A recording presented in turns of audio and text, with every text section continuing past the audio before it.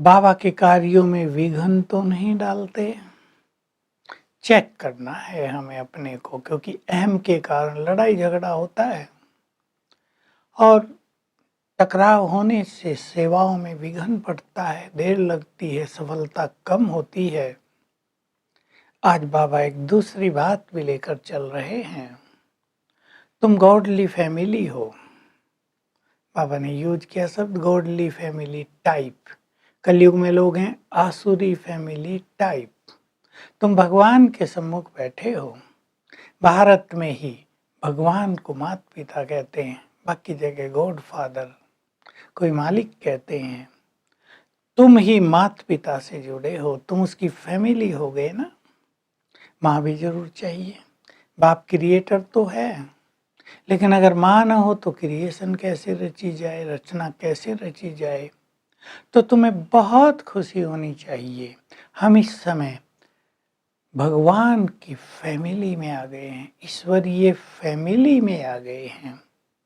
मनुष्य तो आसुरी फैमिली में हैं, अवगुण छोड़ते नहीं हैं, पावन बनते नहीं हैं, बाप को पहचानते नहीं हैं, तो दुख दुख है, अशांति है, लड़ाई झगड़ा है, सुख नहीं है।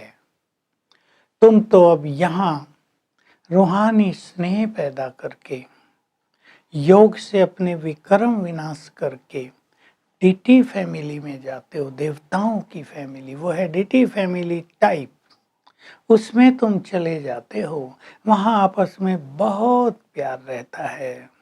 तुम सदा ही बहुत गहरी सुख शांति पवित्रता से संपन्न रहते हो। वो काल शिवाल्य कहलाता है। तो सतयुग और त्रेता युग में जब तुम सूर्यवंशी और चंद्रवंशी हो तो दैवी फैमिली में हो।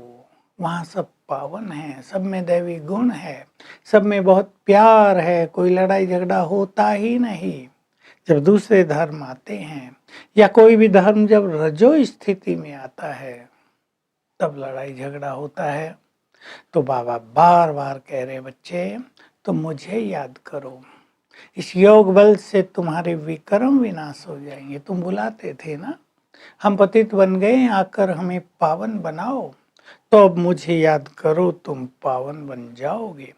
तुम्हारी जो कमियां हैं, आसुरी अवगुण हैं, वो निकलते जाएंगे और तुम कलयुगी फैमिली से निकलकर ईश्वरीय फैमिली में आते जाओगे। तुम सबको समझाओ, इन ब्रह्मा विष्णु शंकर का भी पिता मैं हूँ, निराकार। मैं ब्रह्मा द्वारा स्थापना करा देता हूँ दैवी फैमिली की। शंकर द्वारा इस आसुरी फैमिली का विनाश हो जाता है। थोड़े बचते हैं जाकर, वो भी केवल भारत में। प्रलय कभी नहीं होती। प्रलय का अर्थ होता है कि कुछ भी ना बचे, एक भी मनुष्य न रहे, ऐसा नहीं होता है। थोड़े बचते हैं भारत में, फिर उससे रचना आगे बढ़ती है। देवयुग आ जाता है, सतयुग आ जाता है, सतो प्रधानता आ जाती है, जहाँ सब कुछ सुंदर ही सुंदर है। तो बाबा बार बार हम सबको शिक्षा दे रहे हैं, तुम्हें मेरी मत पर चलना है। जो मेरी मत पर चलेंगे, जो बहुत सेवा करेंगे, दैवी गुण धारण करेंगे, योग बल से पावन बनेंगे, वही उच्च पद पाएंगे। बाकी पद तो सब अलग अलग होते ही हैं। राज्य स्थापित हो रहा है तो अलग अलग पद होंगे, लेकिन हमें ऊंचा से ऊंचा पद प्राप्त करना है। ये हमारे पास अपना लक्ष्य होना चाहिए।